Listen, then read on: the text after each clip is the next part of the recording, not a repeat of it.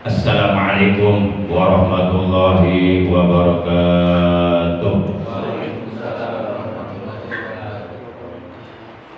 Innal hamdalillah nahmaduhu wa nasta'inuhu wa nastaghfiruh wa na'udzu billahi min shururi anfusina wa min sayyiati a'malina. May yahdihillahu fala mudilla lahu wa may yudlilhu fala hadiyalah. Asyhadu an la ilaha illallah wahdahu la syarikalah iqraran bi rububiyyatihi wa jalalihi wa asyhadu anna sayyidana Muhammadan abduhu wa rasuluh al-Mustafa min sa'iri khalqih. Allahumma shalli wa sallim wa barik ala sahbihi wa habibi sayyidina Muhammadin wa ala alihi wa ashabihi wa man tabi'ahu min jami'i ummati amma ba'da. Ma'asyiral muslimin, segenap jamaah majlisul ilmi, jamaah pengajian rutin malam Sabtu ba'da Isya Musalla Abadan Sapuro, Perumahan Citra Indah City, Jonggol, Bogor, yang saya hormati rahimakumullah wa adakumullah. Segala puji bagi Allah, sholawat dan salam semoga tetap dilimpahkan selalu atas panutan kita yang mulia, ikutan kita, suri tauladan bagi kita, Nabi Agung, baginda tercinta Nabi besar Muhammad Sallallahu Alaihi Wasallam, beserta seluruh keluarga beliau, para sahabat beliau, dan seluruh pengikut beliau. Tentunya pengikut beliau yang tetap setia kepada beliau, tetap cinta kepada beliau, tetap istiqomah menjalankan segala perintah beliau, menjauhi segala larangan beliau, mengamalkan ajaran Islam dan mengamalkan sunnah-sunnah beliau, serta istiqomah dalam mensiarkan sekaligus mempertahankan ajaran Islam yang telah diajarkan oleh beliau. Semoga kita semua yang hadir pada malam ini, juga keluarga kita dan saudara kita kelak di hari kiamat oleh beliau benar-benar diakui sebagai umatnya dan mendapatkan syafaatul ujma dari beliau. Amin ya Allah ya rabbal alamin. Ma'asyiral muslimin rahimakumullah wa hadakumullah. Pada malam ini kita sudah memasuki malam tanggal 6 ya. Enggak, maksudnya bulan Muharramnya. Bulan Muharramnya. Kemarin malam Selasa tanggal 4. Malam Rabu tanggal 5, malam Kamis tanggal 6, malam Jumat tanggal 7. Berarti sekarang sudah memasuki malam tanggal 8 di bulan Muharram tahun 1444 Hijriah, bertepatan dengan tanggal 5 di bulan Agustus tahun 2022 Masehi. Kita awali taklim kita pada malam ini sebagaimana biasa, yaitu dengan pembacaan umul kitab suratul Fatihah dan dengan pembacaan sholawat atas Nabi kita tercinta, yang pahalanya dari kedua bacaan tersebut kita hadiahkan untuk seluruh ahli kubur keluarga kita yang telah mendahului kita, terutama untuk para sesepuh, orang tua kita, paman bibi kita, kakak adik kita, anak cucu kita, dan saudara-saudara kita, juga untuk guru-guru kita. Dan sekaligus kita bermunajat kepada Allah Subhanahu wa Ta'ala, semoga dengan barokah, karomah, mukjizat, kemuliaan dan keagungan dari surah Al-Fatihah dan barokah dari bacaan sholawat atas kekasihnya Allah, apabila ada di antara anggota keluarga kita ataupun saudara kita yang saat ini sedang dalam keadaan sakit, semoga oleh Allah lekas diberikan kesembuhan dari sakitnya dan diberikan kesehatan yang barokah, yaitu kesehatan yang selalu digunakannya untuk beribadah kepada Allah Subhanahu wa Ta'ala, dan semoga segala hajat kita dunia dan akhirat oleh Allah dikabulkan, diperkenankan, urusan kita oleh Allah dimudahkan, selalu berada dalam rahmat dan pertolongan Allah Subhanahu wa taala. Bitilka niyatil Fatihah. A'udzu billahi minasyaitonir rajim. Bismillahirrahmanirrahim. Alhamdulillahi rabbil alamin. Arrahmanir rahim. Maliki yaumiddin. Iyyaka na'budu wa iyyaka nasta'in. Ihdinas siratal mustaqim. Siratal ladzina an'amta 'alaihim ghairil maghdubi 'alaihim waladdallin. Rabbighfir lana wa liwalidayna. Amin.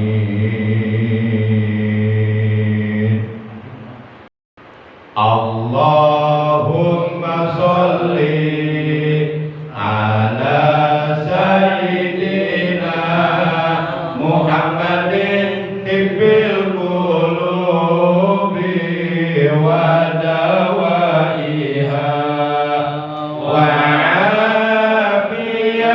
afiyatil abdani wa sifaiha wa nuril absari wa diyaiha wa ala alihi wa sahbihi wa sallim. Allahumma sholli wa sallim ala sayyidina Muhammadin asy-syafi'i yaumal hisab. Salatan tasuru biha abid rizik sihab wa man ma'ahu minal iyali wal ikhwani wal ashab wa ala alihi wa sahbihi ulil albab. Allahumma sholli ala sayyidina Muhammadin tibbil qulubi wa dawaiha wa afiyatil abdani wa sifaiha wa nuril absari wa diyariha wa ala alihi wa sahbihi wa sallim. Allahumma sholli wa sallim ala sayyidina Muhammadin asy-syafi'i yaumal hisab. Salatan tasuru biha Habibah bin Sumair wa man ma'ahu minal iyali wal ikhwani wal ashab wa ala alihi wa sahbihi ulil albab. Allahumma sholli ala sayyidina Muhammadin tibbil qulubi wa dawaiha wa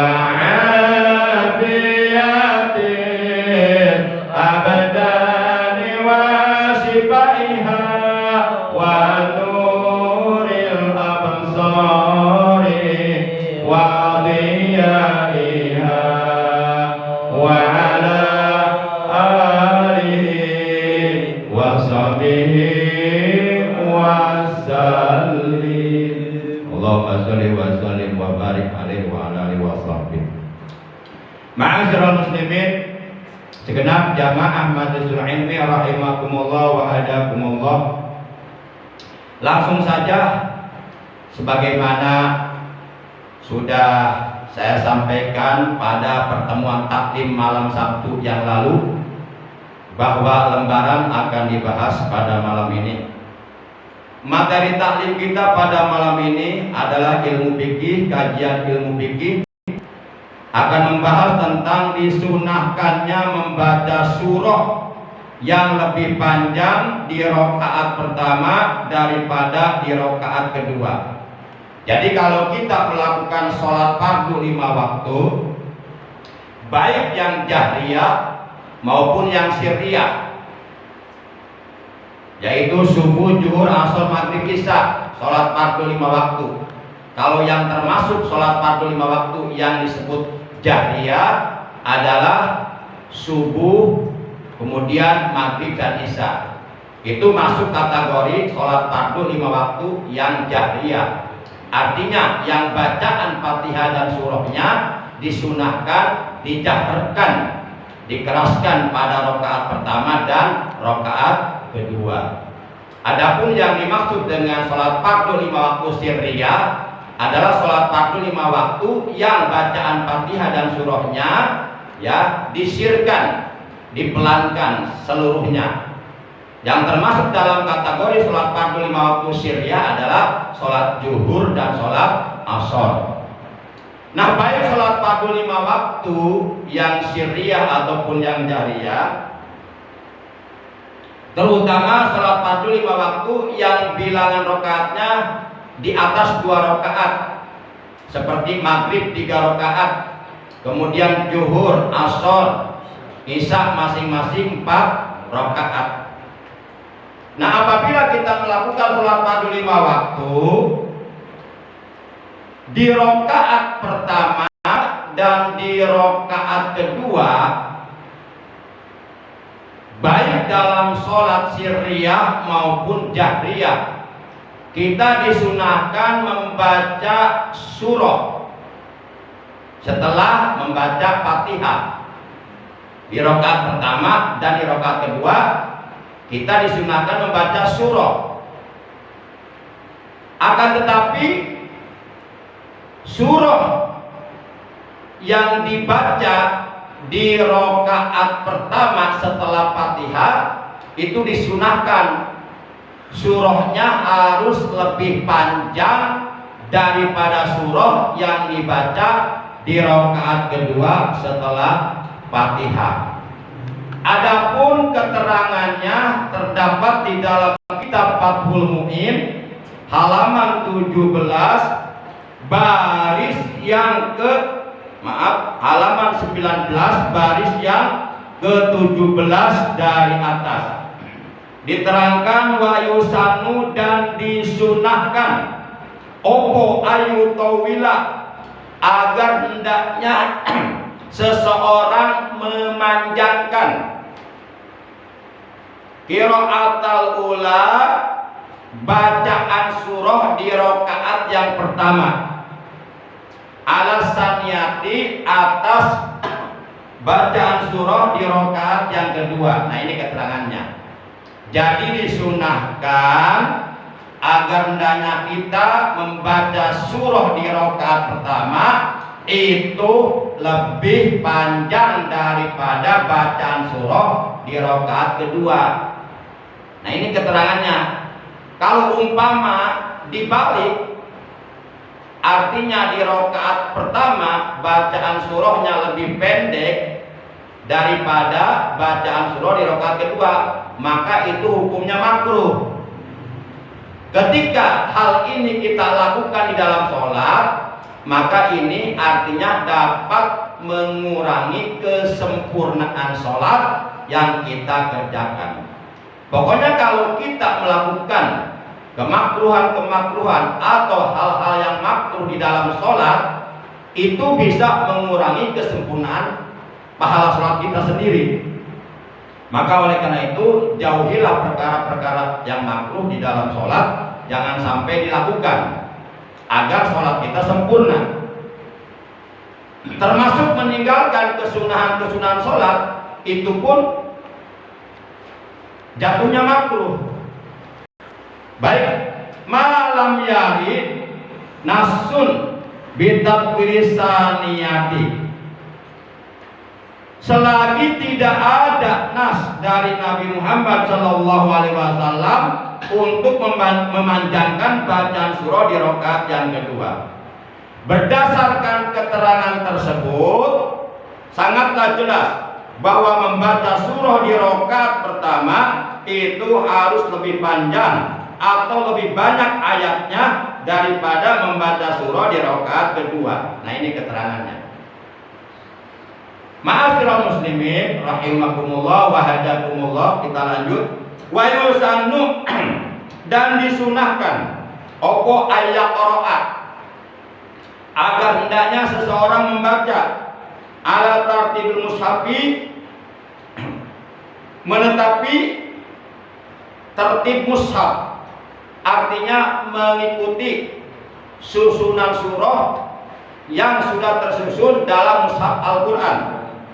Wa ala tawali, dan agar hendaknya seseorang membaca surah secara berurutan sesuai dengan urutan surah yang sudah ditetapkan dalam mushaf Al-Quran.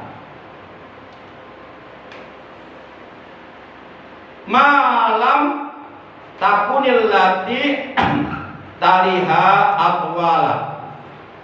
Saya ulangi, dan disunahkan pula agar hendaknya membaca surah di dalam sholat supaya tartibul mushaf, yakni supaya tertib mengikuti susunan surah yang terdapat dalam mushaf Al-Quran dan secara berurutan, yakni tidak mundur ke belakang.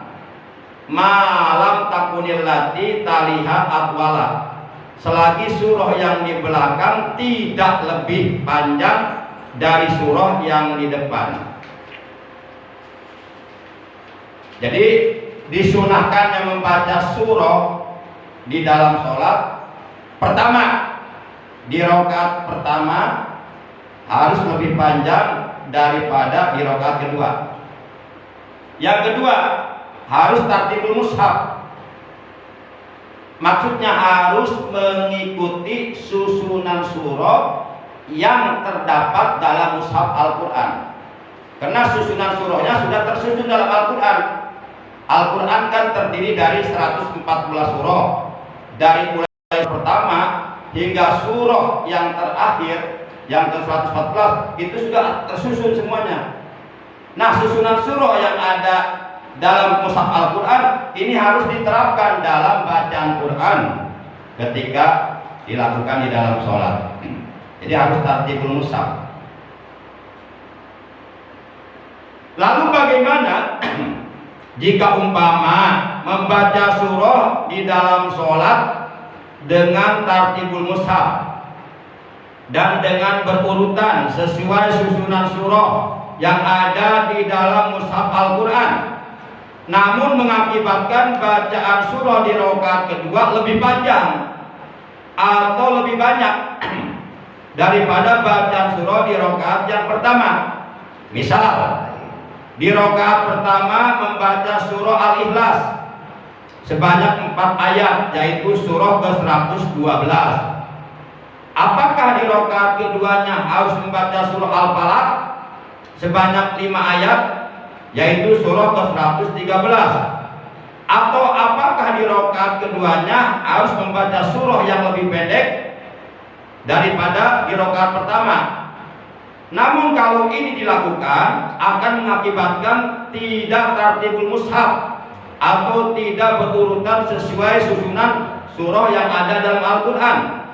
Misalnya di rakaat keduanya membaca surah Al-Kautsar sebanyak 3 ayat, yaitu surah ke-108. Maka jawabannya menurut keterangan dalam kitab Fathul Mu'in, jawabannya adalah kullun muhtamalun. Ini jawabannya. Kullun muhtamalun, artinya terserah keinginan si pembaca. Maksudnya salah satu dari keduanya boleh dilakukan. Akan tetapi menurut pendapat muallif kitab Fathul Mu'in adalah wal aqrabul awal, maksudnya adalah mengutamakan tartibul mushaf, yakni mengutamakan untuk mengikuti sesuatu, untuk mengikuti sesuai dengan susunan surah yang ada dalam mushaf Al-Quran, yakni dibaca secara berurutan. Jadi dua-duanya boleh sebenarnya, tapi yang lebih afdol tartibul mushaf. Nih misalnya, saya sholat maghrib sebanyak 3 rakaat. Di rakaat pertama setelah Fatihah saya baca Al-Ikhlas. Al-Ikhlas kan 4 ayat. Tapi Al-Ikhlas susunan suratnya surat ke-112. Nah nanti di rakaat kedua setelah Fatihah, apakah sebaiknya saya baca Al-Falaq surat ke-113, tapi ayatnya lebih banyak daripada Al-Ikhlas? Al-Ikhlas 4 ayat, Al-Falaq 5 ayat. Atau apakah di rakaat keduanya setelah Fatihah kita baca surat yang lebih pendek, supaya di rakaat pertama tetap lebih panjang daripada rakaat kedua. Misal kita baca di rakaat kedua yaitu surat Al-Kautsar 3 ayat. Ini kan lebih pendek daripada Al-Ikhlas. Akan tetapi Al-Kautsar ini surat ke-108, sementara Al-Ikhlas surat ke-112. Berarti enggak tartibul mushaf, enggak sesuai susunan urutan Al-Quran dalam Al-Quran. Nah, menurut para ulama ahli fikih, jawabannya kullun muhtamalun. Terserah keinginan yang membaca, terserah si imam. Misalnya di rakaat pertama setelah Fatihah si imam baca kulhu. Nah, nanti di rakaat kedua terserah si imam. Mau baca Al-Falaq boleh, mau baca Al-Kautsar juga boleh, dua-duanya. Tapi menurut pendapat muallif pengarang kitab Fathul Mu'in, yaitu wal aqrabul awal, yakni tartibul mushaf, yang lebih kuat, yang lebih afdol, yang lebih utama adalah tartibul mushaf, mengikuti susunan surah yang sudah ditetapkan dalam mushaf Al-Quran, walaupun mengakibatkan surat yang dibaca di rakaat kedua lebih panjang, nggak masalah. Berarti yang bagusnya di rakaat kedua baca Al-Falaq berarti, karena Al-Falaq surat ke-113. Tentu kalau kita hitung setelah 112 baru 113. Oleh karena tadi di rakaat pertama kita baca surat 112 yaitu Al-Ikhlas, maka otomatis supaya nyusun di rakaat kedua kita baca surat ke-113 yaitu Al-Falaq, walaupun Al-Falaq jumlah ayatnya lebih banyak daripada surah Al-Ikhlas. Ini yang lebih afdol. Walaupun boleh di rakaat kedua kita baca Al-Kautsar 3 ayat, lebih pendek daripada Al-Ikhlas. Boleh sebenarnya. Nah, jadi yang penting kitanya paham. Jangan sampai maksudnya jangan sampai begini. Misal kita nih lagi bepergian, status kita sebagai musafir, misalnya ziarah ke Wali Songo, kemudian kita di perjalanan berhenti di sebuah masjid dan kita ikut sholat maghrib di situ. Ternyata kita mendengar, melihat dan menyaksikan imamnya di rakaat pertama setelah Fatihah baca kulhu 4 ayat, yaitu surah ke-112. Di rakaat kedua si imam baca surah ke-108 Al-Kautsar. Ya, berarti kan enggak nyusun. Seharusnya 108 dulu baru 112 kan gitu. Ini dibalik. Baru 108. Nah, tapi jumlah ayatnya lebih pendek. Nah, lalu kita ngobrol sama teman kita, itu imam tadi salah. Itu baca suratnya enggak nyusun, enggak tartibul mushaf. Seharusnya Al-Kautsar di rakaat pertama, karena Al-Kautsar surat 108.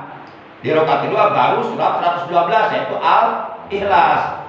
Nah, sebenarnya itu enggak salah, cuma kitanya belum paham. Makanya kita jangan tergesa-gesa untuk menyalahkan sesuatu yang dilakukan oleh orang lain kalau kitanya belum paham. Jadi kitanya harus paham dulu. Padahal itu dua-duanya boleh. Nah, Contoh seperti doa nih. Boleh dua macam, boleh Allahumma gfir lana wali walidaina warhamhuma kama rabbayana shigoro. Boleh. Itu yang pertama. Yang kedua boleh Allahumma gfir lana wali walidina. Beda enggak? Yang pertama. Beda. Yang pertama wali walidaina. Yang kedua mah wali walidina. Beda. Yang pertama mah sebelum ia berbaris fathah daina. Yang kedua mah sebelum ia berbaris kasroh dina. Nah yang pertama itu isim tasniyah, menunjukkan makna dua. Artinya kedua orang tua kami itu ayah dan ibu. Tapi yang kedua wali walidina itu jamak muzakkar salim, menunjukkan orang tua banyak. Nah, boleh yang kedua Allahumma gfir lana wali walidina. Cuma nanti kesananya jangan warhamhuma, warhamhum. Karena di sini pakai jamak muzakkar salim. Oleh karena jamak maka pakai dhamir jamahum. Wali walidina warhamhum. Kesananya jangan robayana, robbauna sigoro, pakai wawu jamak lagi. Nah harus paham kita. Tapi kalau kita nggak paham, kadang-kadang kita negur orang lain, nyalahin orang lain, padahal kita belum sampai ke sana ilmunya. Jadi boleh dua macam, boleh pakai isim tasniyah, boleh pakai jamak muzakkar salim. Sohibul halnya, kalau sohibul halnya pakai isim tasniyah, maka kesananya pakai domir tasniyah jamak muzakkar ghaib. Tasniyah muzakkar ghaib. Kalau umpama sohibul halnya pakai jamak muzakkar salim, maka kesananya pakai domir jamak muzakkar ghaib, yaitu hum. Dua-duanya boleh. Jadi yang pertama boleh Allahumma gfir lana wali walidaina warhamhuma kama rabbayana shigoro. Boleh. Yang kedua boleh pakai jamak muzakkar salim. Allahumma gfir lana wali walidina warhamhum kama rabbauna, pakai wawu jamak. Jangan rabbayana, jangan pakai alif tasniyah, pakai wawu jamak. Sebab jamak muzakkar salim kama rabbauna shigoro. Tapi kalau untuk sendiri berdoanya untuk ditujukan untuk diri sendiri, untuk mutakalim, untuk si pendoa, maka Allahumma gfirli wali walidayya warhamhuma kama rabbayani shigoro, jangan shigoro. Nah, jadi boleh tiga macam. Nah yang nggak boleh begini. Nih, contoh bacaan salah nih. Allahumma gfirli wali walidayya warhamhuma kama rabbayana shigoro. Salah. Itu enggak muapako. Guer muapako, enggak relevan, enggak sesuai antara hal dan sohibul hal menurut ilmu tata bahasa Arab. Allahumma gfirli wali walidayya warhamhuma kama rabbayana shigoro. Yang benar kama rabbayani shogiro. Karena itu untuk diri sendiri. Nah, atau sebaliknya, Allahumma gfir lana wali walidaina warhamhuma kama rabbayani. Nah, salah lagi. Awas, hati-hati. Yang penting kitanya paham lah. Ibarat ngaji nih. Wadduha. Boleh enggak? Boleh. Nah, jangan tegur kamu salah. Kamu bego ya. Kamu nggak punya mata, coba lihat buka Quran surat Ad-Duha. Bacanya wadduha apa waduhi apa waduhe. Nah ternyata bukannya yang baca salah, kitanya yang belum paham. Pernah Bapak dengar Muhammad baca wadduhe? Pernah? Dikasih? Nah itu namanya imalah. Bismillahirrahmanirrahim. Wadduhe boleh, wadduhi boleh, minal ula boleh, minal uli boleh. Yang penting kitanya paham. Tapi kalau kita nggak paham permasalahannya, jangan ikut-ikutan, ikut-ikutan mu'amar. Wadduhe, pas tanya itu apa hukumnya? Itu sikutnya bacaan apa? Nggak tahu, saya mau ikutin mu'amar. Ya. Kalau mu'amar begitu boleh, karena dia udah tahu ilmunya. Maksud saya ini bisa dipahami maksudnya. Jadi semakin bertambah ilmu kita akan semakin bijak, enggak tergesa-gesa, enggak buru-buru nyalahin orang kalau kita ilmunya bertambah. Karena ilmu agama itu semakin bertambah akan semakin terasa kekurangan diri kita. Oh, ternyata masih banyak ilmu tentang agama yang belum saya dapatkan. Ilmu agama itu luas. Kita sediakan umur ya 1 juta tahun ingin menimba ilmu agama, itu umur sudah habis. Ilmu agama sebanyak yang belum kita dapatkan. Gak cukup untuk mendapatkan ilmu agama seluruhnya dengan umur 1 juta tahun, gak cukup. Bahkan 1 miliar tahun gak cukup. Nggak akan habis ilmu Allah itu. Diibaratkan seperti apa? Seluruh air lautan sealam dunia digabung menjadi satu, dijadikan tinta. Dan seluruh batang-batang pepohonan di alam dunia semuanya dijadikan pena untuk menulis ilmu Allah. Berapa banyak ilmu Allah, baru sedikit yang tertulis, itu tinta lautan udah habis. Nggak mampu menulis ilmunya Allah. Para jamaah, mudah-mudahan kita bisa memahami ya. Ya, mudah-mudahan apa yang saya sampaikan bisa dipahami lah, insya Allah. Baik, kita lanjutkan sedikit lagi. Wa innama tusannu qira'atul ayati li imamin wa munfaridin wa ghairi ma'mumin sami'a qira'ata imamihi bil jahriyah fatuqrahu lahu wa qila tahrumu. Dan sesungguhnya bahwa disunahkannya membaca surah atau ayat Al-Quran di dalam sholat li imamin. Yang pertama hanya bagi seorang imam. Di dalam sholat berjamaah, baik sholat berjamaah yang hukumnya wajib seperti sholat 5 waktu, maupun sholat berjamaah yang status hukum sholatnya sunnah seperti sholat tarawih, sholat idul fitri, idul adha, istisqa, sholat minta hujan, sholat gerhana matahari, sholat gerhana bulan, dan sholat sunnah yang lainnya.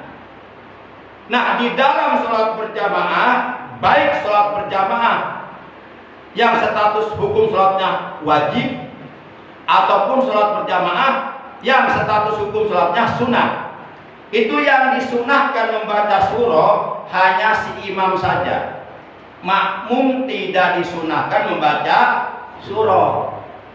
Jangan sampai di rakaat pertama imam baca Fatihah, di rakaat kemudian setelah baca Fatihah di rakaat pertama imam baca surat, si makmum di belakang ikut baca surat, itu makruh.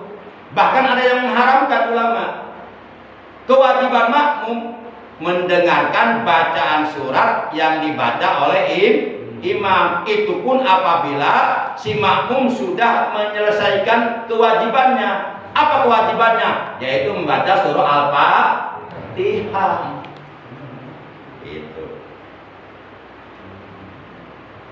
Kemudian yang kedua, tadi li imamin bagi seorang imam di dalam sholat berjamaah.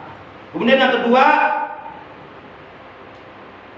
limun paridin, wamun paridin. Yang kedua, disunahkannya membaca surah di dalam sholat itu bagi orang yang sholatnya munfarid, sendirian. Misal sholat subuh sendirian, maka dia wajib di rakaat pertama kedua baca surah. Misal sholat zuhur sendirian, maka dia wajib di rakaat pertama kedua baca surah.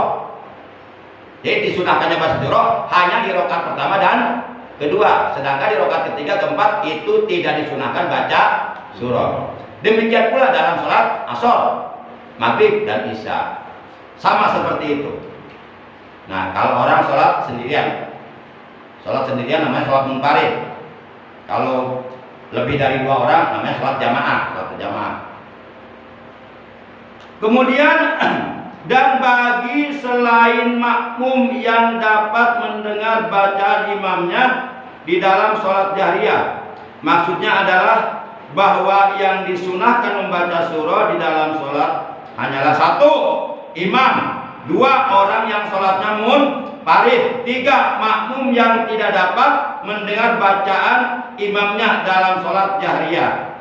Misal dalam sholat maghrib, atau dalam sholat isya atau dalam sholat subuh, ya, di antara para makmum ada yang tidak dapat mendengar bacaan imam, padahal ada satu masjid, satu tempat, tapi ada seorang makmum di belakang yang sama sekali tidak dapat mendengar bacaan imam.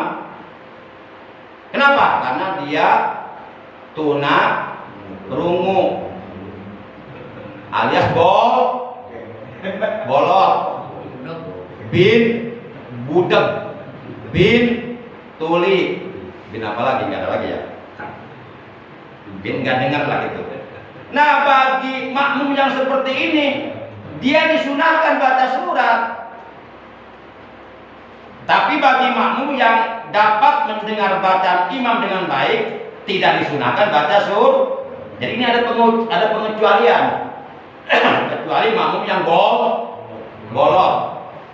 Nah, dia nggak dengar imam baca Fatihah, nggak dengar baca surah juga nggak dengar.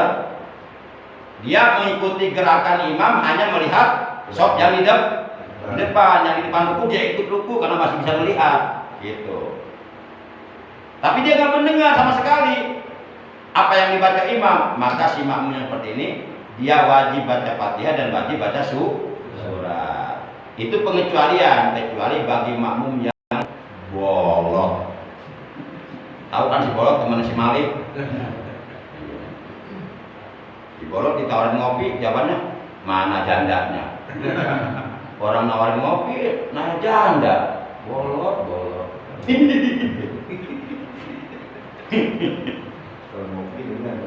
Oh, dengar ya? Dengar kopi Pak. Dia tidak dengar. Perempuan ini dengar. Kalau pekerjaan kalau nggak dengar. Adapun bagi makmum yang dapat mendengar bacaan imamnya di dalam sholat jahriyah, yaitu sholat maghrib, isya dan subuh, apabila ia membaca surat atau ayat Quran, maka jawabannya patukrahu lahu wa qila tahrumu, maka hukumnya makruh. Bahkan ada ulama yang berpendapat hukumnya haram. Nah, kalau kita melakukan perkara haram di dalam sholatnya nggak dapat pahala, Nah, kok bisa ya? Sedang sholat, sedang melakukan ibadah, masih bisa yang melakukan perkara haram. Luar biasa hebat. Kalau orang melakukan perkara haram di luar sholat masih mending, karena tidak sedang dalam keadaan beribadah, tidak sedang dalam keadaan sholat, tidak sedang dalam keadaan menghadap Allah. Ini kok masih menghadap Allah, masih berbuat haram juga ya? Sungguh luar biasa hebatnya ini orang. Nah, maka boleh jadi sholatnya nanti sia-sia kalau kita melakukan perkara haram di dalam sholat. Misalnya kita sholat nih pakai cincin emas, haram itu. Kata Nabi, haja halalun ala nisai ummati wa haramun ala dzukuri. Ini emas halal bagi umatku perempuan dan haram bagi umatku laki-laki. Buang. Oke, itu sahabat pakai cincin emas. Nah, kalau kita sholat pakai cincin emas, berarti kita membawa barang haram. Karena laki-laki nggak boleh pakai cincin emas, nanti sholatnya sia-sia. Atau kita sholat tapi di dalam saku kita ada uang korupsi. Nah, ayo, percuma lu sholat juga kalau korupsi mah. Atau kita sholat tapi di dalam saku ada uang sogokan partai, nyoblos ini. Nah, sama aja, lagi sholat bawa barang haram.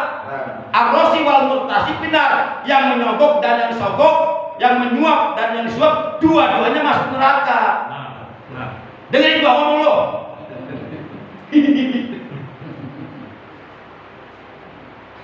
Para jamaah yang dimuliakan oleh Allah Subhanahu wa Ta'ala. Nah, kita doakan mudah-mudahan ya, pengacara siapa tuh? Kamarudin Simanjuntak ya. Informasinya dia didatangi orang Mabes Polri ya. Ya mau disogok katanya ratusan miliar. Mudah-mudahan beliau tetap teguh, tidak tergoda ya. Tetap beliau membela kebenaran untuk mengungkap ini kasus besar ini. Takbir. Dan nanti kalau umpama kasus yang sudah terungkap, nanti mudah-mudahan merembet ke kasus KM 50. Memang dia itu 100. Biar kena semua pelakunya. Allah punya cara tersendiri untuk membongkar kejoliman manusia. Wa makarullah. Iya, wa makarullah. Wa makarullah. Wallahu khairul makirin. Mereka punya tipu daya. Allah juga punya tipu daya. Dan sebaik-baik tipu daya adalah tipu daya Allah. Allahu Akbar. Para jamaah yang dimuliakan, semangat banget. Sampai bangun-bangun itu satu koplaknya. Takbir.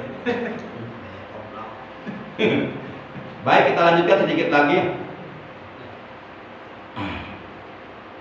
Dalam Al-Quran, surah yang ke-7, yaitu surah Al-A'raf, juz 9, itu juznya enggak ketulis, itu juz 9 ya. Surah 7, surah Al-A'raf, juz 9, ayat 209, ayat 204, Allah berfirman, wa idza quri'al Qur'an fastami'u lahu. Kelanjutannya, wa ansitu la'alakum turhamun. Cuma di sini saya tulis ya sesuai dengan pembahasan. Wa idza, dan apabila quri'a dibacakan opo Al-Qur'anu Al-Quran oleh imam di dalam sholat berjamaah, pastami'u, maka dengarkanlah oleh kalian wahai para makmum. Artinya para makmum jangan ikut membaca surat. Cukup kewajiban makmum mendengarkan bacaan surat yang dibaca oleh imam. Itu pun apabila si makmum sudah menyelesaikan kewajibannya, yaitu baca surat Al-Fatihah. Wa ansitu, dan perhatikan, kalau umpama imam baca surat kulhu, nah kita jangan ikut baca, kita dengarkan. Kalau kita mampu tahu artinya, kita camkan maknanya, makna surat yang dibaca oleh imam kita camkan dalam hati. Itu bisa membantu kehusuan di dalam sholat. Jadi imam yang baca surat, kita yang mengartikan dalam hati, tapi jangan diucapkan. Kalau ucapan batal nanti. Wa ansitu la'allakum turhamun, dan perhatikanlah bacaan si imam. La'allakum turhamun, agar kalian mendapatkan rahmat Allah.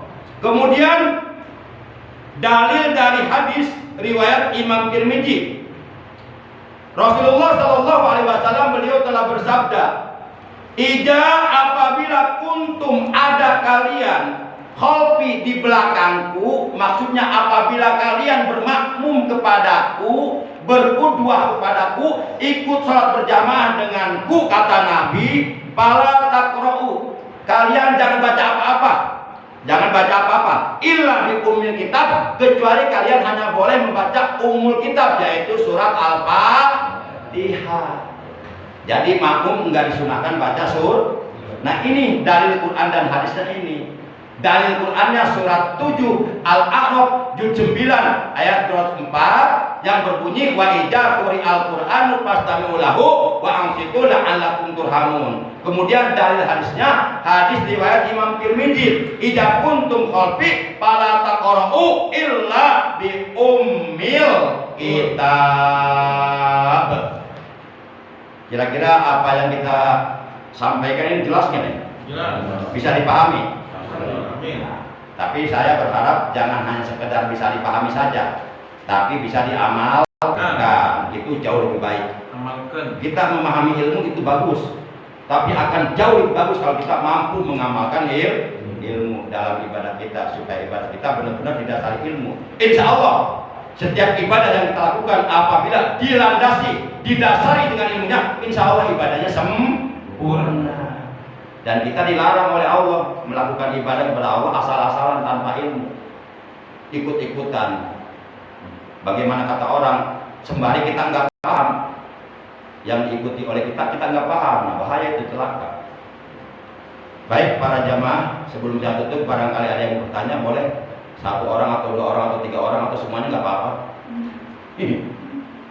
Atau nanti tanya jawabnya sambil nyantai ya, sambil ngopi. Ngopi itu kan singkatan, kepanjangannya ngopi, I-nya 3, ngopi 3 harkat. I pertama iman, I kedua Islam, I ketiga ihsan. Jadi ngopi, ngobrol perkara iman, Islam, ihsan. Kan asik ya, ngobrol perkara iman, Islam, ihsan sambil ngopi, sambil nyemil kan. Alhamdulillah. Kalau di alam dunia kita sering berkumpul di taman sorga yang ada di dunia, yaitu majelis ilmu. Yakin di hari kiamat kita oleh Allah akan dikumpulkan bersama orang-orang yang berilmu, bersama para ulama, bersama para nabi, bersama para rasul, bersama para siddiqin, para syuhada, para sholihin, insya Allah. Karena kata Nabi, yuhsarul mar'u ma'a man ahabba. Manusia nanti di hari kiamat akan dikumpulkan bersama orang-orang yang dicintainya. Kalau ketika kita hidup dalam dunia cinta ulama, cinta ilmu, maka insya Allah di hari kiamat kita akan dikumpulkan oleh Allah bersama para ulama, bersama orang-orang yang berilmu. Ketika di hari kiamat kita dikumpulkan oleh Allah bersama para ulama, para sholihin, para syuhada, para siddiqin, itu tandanya kita akan selamat dari azab yang ada pada hari kiamat dan kita akan dijadikan ahli surga insya Allah. Dan kita akan bareng-bareng untuk meminum haud telaga Kanjeng Nabi yang ada di hari kiamat. Jadi sebelum kita nanti melintas di atas sirat, jembatan gawat darurat menuju surga, itu di situ ada telaga Kanjeng Nabi. Telaga tersebut airnya bersumber dari Al-Kausar yang ada di surga. Airnya sangat manis. Jadi ma'uhu ahla minal asal. Airnya itu sangat manis, lebih manis daripada madu. Kemudian wa abyadu minal laban. Warna airnya itu sangat putih, lebih putih daripada warna air susu. Dan sangat segar, lebih segar daripada salju. Dan sangat wangi dan sangat lembut. Wa alyanu minajubdi. Sangat lembut airnya, lebih lembut daripada buih. Nah, ada 4 golongan.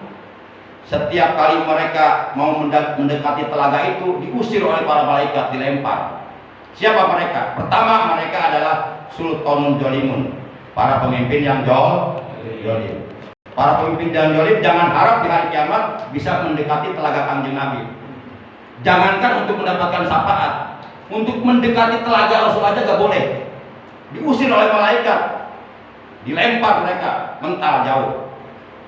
Nah, satu, sultanun jolimun, pemimpin yang jolim, baik RT, RW, kadus, lurah, camat, bupati, gubernur, presiden, siapapun pokoknya. Kalau orang pemimpin yang jolim, tidak akan bisa mendekati telaga Rasulullah di hari kiamat.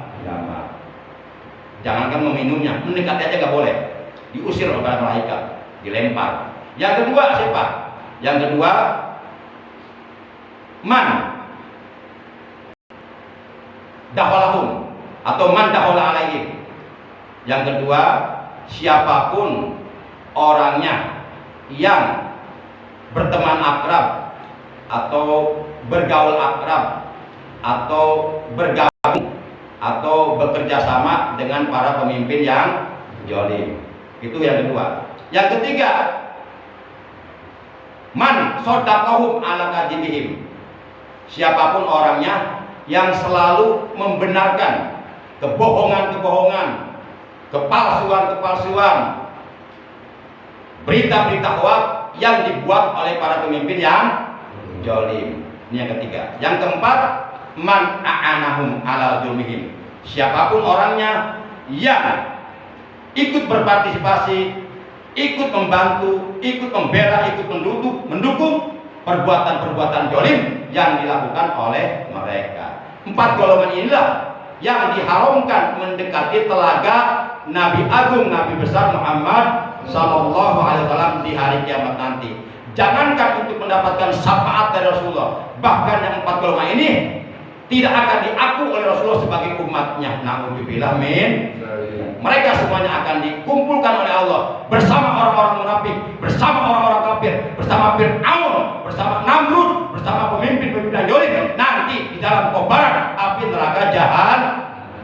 Na'udzubillah min dzalik. Demikian mari kita tutup talim kita malam ini dengan ucapan hamdalah. Alhamdulillahirabbil alamin. Subhanakallahumma wa bihamdika asyhadu an la ilaha illa anta wahdaka la syarika laka astaghfiruka wa atubu ilaik.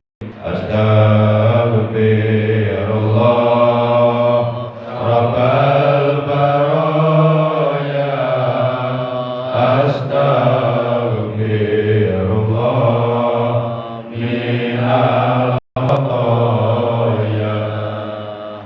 Astaghfirullah Rabbal baraya Astaghfirullah minal khataya Ya Rasulullah